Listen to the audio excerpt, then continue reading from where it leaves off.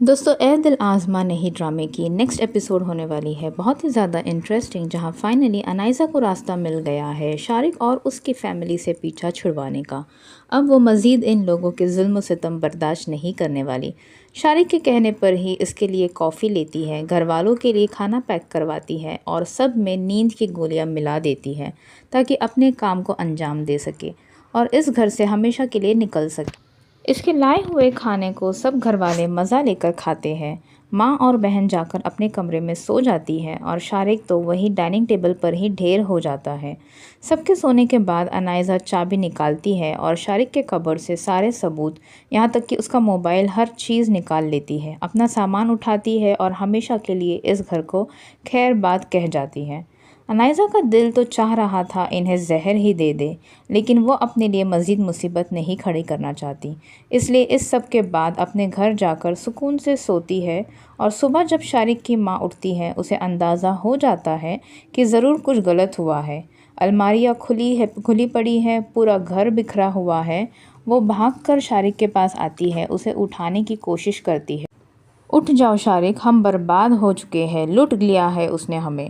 وہ اپنے ہاتھوں سے شارق کی آنکھیں کھولنے کی کوشش کرتی ہے۔ ایسے میں شارق چڑ جاتا ہے، کہتا ہے کیا ہوا اماں، کیوں شور لگایا ہوا ہے آپ نے؟ اس کا نشہ تو اب تک اترا ہی نہیں۔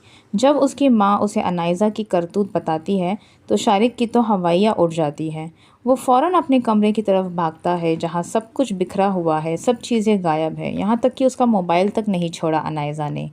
اس کے تو ہوش اڑ جاتے ہیں، اتنی مشکل سے اکٹھا کیا پیسہ بھی ساتھ لے گئی۔ شارق فوراً بھاگتا ہے انائزہ کے گھر اسے سبق سکھانے، لیکن انائزہ اب تو شیرنی بن چکی ہے۔ شارق کو اس حال میں دیکھ کر انائزہ ہنستی ہے، اس کے تو ہوش اڑ جاتے ہیں۔ پتہ چل گیا کہ تم لوگ برباد ہو چکے ہو، تمہاری ہمت کیسے ہوئی یہاں آنے کی؟ شارق انائزہ پر ہاتھ اٹھانے کی کوشش کرتا ہے، اسی وقت انائزہ اس کا ہاتھ روک لیتی ہے اور اسے پیچھے ڈھکیل دیتی ہے۔ دوبارہ ہاتھ اٹھانے کی کوشش مت کرنا۔ اسی وقت شیرین بیگم بھی وہاں پہنچ جاتی ہے۔ دونوں ماں بیٹی مل کر شارق کو دھکے مار کر باہر نکالنے کی کوشش کریں گے۔ شارق کوشش کرے گا کہ جانے سے پہلے اس کی ماں کو اس کی ساری حقیقت بتا دی جائے۔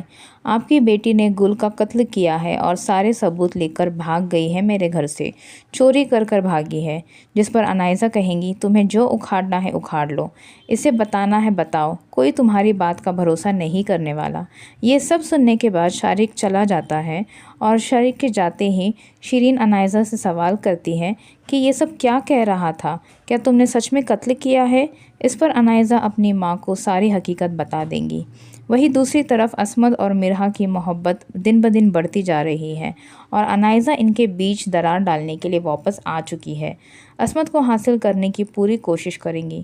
ایسے میں عصمت اپنی ماں سے کہتا ہے کہ مجھے کام کے سلسلے میں جرمنی جانا ہے، میں سوچ رہا ہوں مرحا کو اپنے ساتھ لے جاؤ۔ مرحا حیرت سے عصمت کو دیکھتی ہے، اسے اپنے کانوں پر یقین نہیں ہوتا، لیکن یہاں مرحا ضرور کچھ نہ کچھ کریں گی۔ یہاں پر وہ عصمت کے ساتھ نہ جانے کی ہزار بہانے بنائیں گی، اور اس کی جگہ اگر انائزہ ہوتی تو سب کچھ چھوڑ کر ابھی اسی وقت فوراً چلی جاتی۔ بجائے اپنی شادی شدہ زندگی بچانے کے، اسے باقی سب کی فکر ہے، اور یہاں بھی اس کے ساتھ وہی سب ہو سکتا ہے جو اس وقت اس کے ساتھ رحمت میں ہو رہا ہے۔ آپ لوگوں کو کیا لگتا ہے اس بارے میں؟ اپنے کمنٹس کر کے ضرور اپنے ویوز بتائیں۔